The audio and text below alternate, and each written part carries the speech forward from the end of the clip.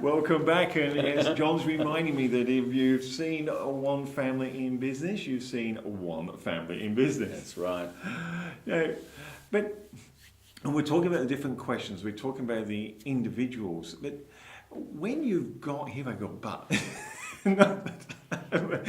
when you've got this family in business, John, and you've got the business that's running, how do you integrate these individuals? Because there's got to be some consistency, surely. Yeah. So surely there's some rules that mum, dad, brother, that's gone, we need to be consistent in certain areas. Okay, so here's the thing. We're a family. Yes. We're different ages, we're different genders, we've had different life experience. So, and in a lot of cases, we've got different wants and dreams, don't we? Yes. Okay? Because we're individuals. Mm-hmm. No one can change the fact that, I can't take your space, you can't take my space. No. Brothers and sisters, exactly the same thing. Yeah. And families also have the birth order, right? You're the oldest, you'll never ever be anything but the oldest. And at 60 years old, I'm the baby in my family, and I'm still called the baby in my family. Yeah. So at 60-something, I'm still the baby. I'm laughing. My mother-in-law is still called Bubs because she was the bub. Yeah. Yeah. So these dynamics that play, we are still individuals. And when we come together in the family, so that the families can continue whatever business they're in, they will take on the dynamic of people will accept certain things, and they will say, no, I don't like that. Okay. That's an individual's choice, isn't it? So we've got consistency that we know there's certain consistencies going to be held true within this family to give it longevity.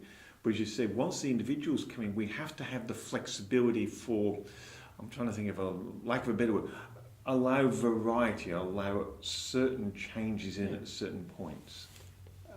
You generally like to look at the younger generation as they come in and support them in whatever endeavours they choose to expose themselves to. Some people want to be rocket scientists, and somebody want to fly small aeroplanes. Somebody wants to join the army, and somebody wants to make boxes or widgets. Yep. We're all different, and we have different leanings. Yep. So how do we let them do that stuff to reach the potential that they have, unless they get the opportunity to?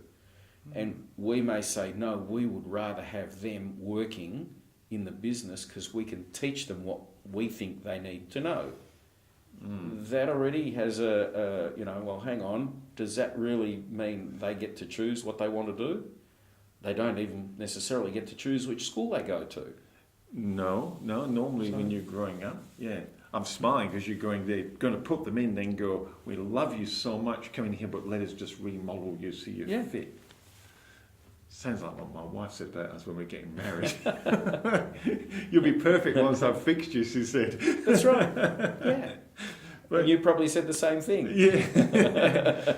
I'm trying to work out who won that one, but so when you work with these individuals, and we're talking choices is one of our topics today as the main lean. Is it then the older generation that maybe being look at, do we pass it to the younger generation, educating and working with them to allow this, there's a consistency, we know you need this for it to go, but allowing them seem to recognise that what are they bringing this in? They're bringing in skill sets, and there may be some variety. You've got a couple of synergies, right? So you're running two things. You've got a business here, and you've got a family here, and they're parallel, aren't they? Okay? Yeah. So why don't you plan for the family just as much as you plan for the business? And when you're thinking about strategizing for the business, why don't you strategize for the family as well? And when you think about growth for the business, how do we grow our family? Education, facilities, funding, experiences. All of that helps to build individuals, right? So it's parallel. And we get, if you really take the time to sit down and think about it, there's every opportunity we have.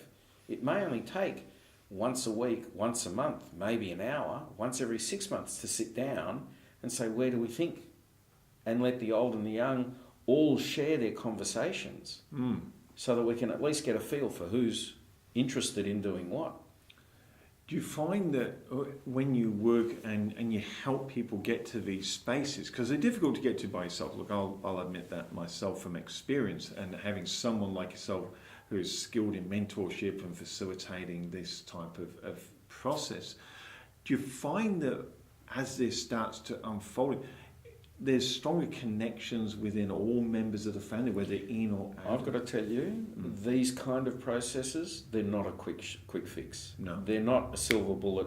Yeah, John comes in, sits down with you. Yeah, we got it right. Look at that. These are 3 months, 6 months, 12 month ongoing processes because people are learning about themselves. Yep. They're learning about the dynamic of their own family. Mm-hmm. They're learning about the business. They're learning about the dynamics of their own wider family once they choose to take partners, and that will then put them in those individuals into a different family dynamic where they bring in external parents-in-law or cousins and other relationships. So we're forever looking at how do we make sure that we have the opportunity to have the conversations that are needed. Yep. So that we can all be on the same page, going along in generally the same direction, and have the choice that yes, we're all happy to be in the family, and those that want to be in the business can choose to be in the business or choose not to be in the business, and there's no bad blood or no misgivings about, well, it doesn't work for me, and maybe mum or dad or whoever the founder of the business is has planned that they want it to go to the next generation. Yeah. But at the same time, if no one in the next generation really wants it because, you know, he's the guy that loves music and all he wants to do is play lead guitar in a rock band, has no interest in business, then how do you make it work? You just don't. So we've got to change our plans, change our ideas, and talk it through. Wow. So as you say, as you're looking at choices and you're saying it really, now I'm starting to unpack this, I suppose, for want of a better word, is we're unpacking it and going, well, you are a family in business. I mean, as you always tell me, one family in business, you've only ever seen one family in business. What you're unpacking is the individuals within the business, so everyone gets to understand each other in there. I don't get in and talk about tax and law in this kind of conversation. No. That's irrelevant. To get everybody on the same page, we actually have to understand what their wants and their dreams are, don't we? Yes. So here, to make a choice, which is a life choice, this is long term. Yeah. And, you only have one life. You can't go back and do it again. Wouldn't it be nice? Bit dangerous. The idea is to have, in my mind, if I'm making my choices that are informed, that I feel are right for me, that are also right for those around me, then I will have no regrets when I come to the end of my time. Very powerful. So I want to be able to talk to my family. Yes.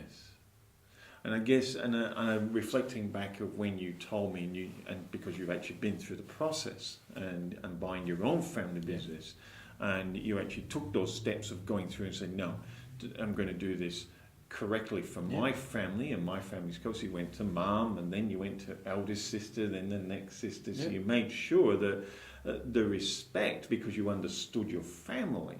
Yeah. You went, well, that's going to be my approach. So no matter what the outcome is at the end, I'll follow the process. Yeah. This whole thing about choices, I find that some families I meet, the children, they've forgotten how to dream. They get channeled in directions within the family. And when I say, so what do you want to do in 5 or 10 years' time? Is this what you want to be doing? And they don't know. And that's kind of disappointing, because the young people, they need to be able to dream. Yes. And it may not be the same thing that mum and dad have done.